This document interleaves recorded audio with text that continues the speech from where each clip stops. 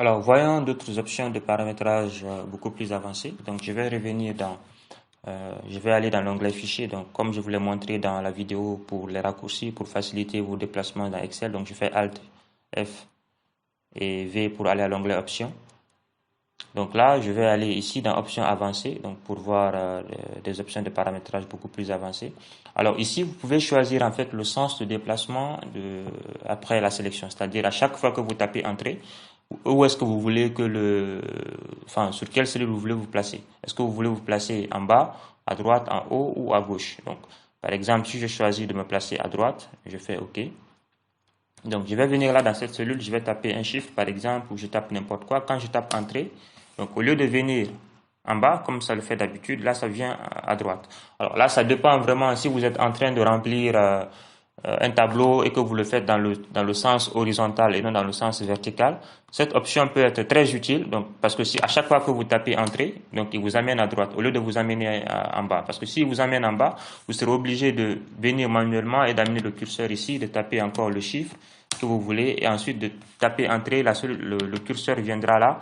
Vous serez obligé encore de revenir, de placer le curseur ici, de taper le chiffre. Donc simplement en activant cette option donc je vais faire Alt F V pour aller à l'onglet options. Simplement en activant cette option de déplacement, soit vers la droite ou vers le haut, vers la gauche. Donc vraiment pour vous donner la flexibilité de vous déplacer dans votre feuille de calcul comme vous voulez. Donc ça vous fait gagner énormément de temps lorsque vous êtes en train de remplir, de saisir des données. Donc je vais garder le sens par défaut, mais lorsque je veux faire un sens bien particulier, je peux revenir là dans l'option avancée et activer ça. Alors, vous pouvez aussi choisir d'afficher vos données en décimales. Alors, bon, ça c'est pas très utile, mais je vous montre quand même. Par exemple, lorsque je coche cette case-là et que je fais OK, donc là, quand je vais taper un chiffre, par exemple 2, et je tape Entrée, vous voyez là, il s'affiche en décimale. Donc, c'est comme si j'avais tapé en fait 2%. Donc, à chaque fois que vous tapez un nombre, c'est comme s'il était en pourcentage décimal. Alors, j'ai pas besoin vraiment de cette option-là, mais voilà, je vous le montre juste au cas où, on sait jamais. Donc, je fais Alt F, V pour aller à l'onglet Options. Et là, je viens dans Options avancées.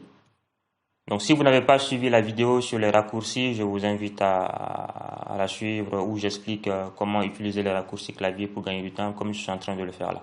Alors, vous pouvez aussi paramétrer, en fait, par exemple, les séparateurs de milliers. Donc, par défaut, dans le monde francophone, un séparateur de milliers, on utilise juste de l'espace, comme vous le voyez là. Donc, dans cette case, il n'y a rien, donc c'est du blanc. Mais vous pouvez, par exemple, dans le monde anglo-saxon, on utilise des points, je crois, des points ou des virgules. Donc, si vous êtes en train de faire un travail et que le rendu se fera en anglais, donc je vous conseille de venir là et de paramétrer votre logiciel Excel avant tout. Donc, de venir ici au niveau du séparateur de milliers. Donc, vous mettez un point.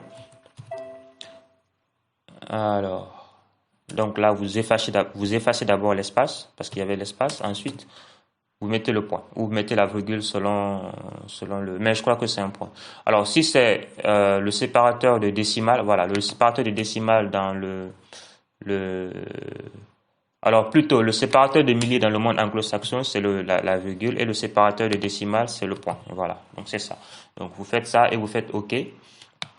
Donc, vous faites OK. Donc, vous voyez là, j'avais 0,02 et ça m'a mis 0,02. Donc, souvent, si vous avez remarqué, parfois dans certaines données, à la place de la virgule, vous trouvez des points. Donc, tout simplement parce que ça a été paramétré dans Excel.